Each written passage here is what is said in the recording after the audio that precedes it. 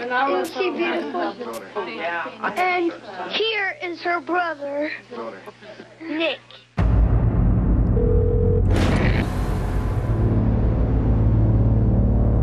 The thought of what somebody could have done to him, it gives you nightmares.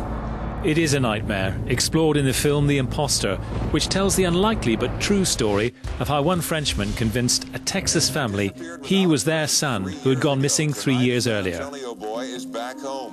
And Frederic Bourdin stayed at home for 5 months, playing the role of Nicolas Barclay until his true identity was uncovered by a private investigator. I mean, he had torture written off.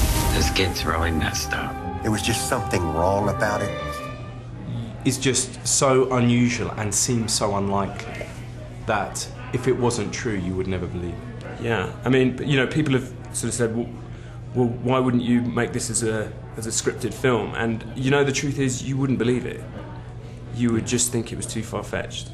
And the fact that it's true and that the people who had this experience are in the film telling that side of the story is, I think, is the jaw-dropping bit of it. How could the Barclays' blonde, blue-eyed son have returned with darker skin and eyes, his accent so changed? How come the family didn't seem to notice the glaring differences? Frederic Bourdin, known in France as the chameleon because he had impersonated other traumatized children, was a willing participant in the film, though it's unlikely it changed him. I mean, he's a master storyteller. I mean, that's what he's spent his life doing, and he's created a story for himself which he's written and rewritten over time. I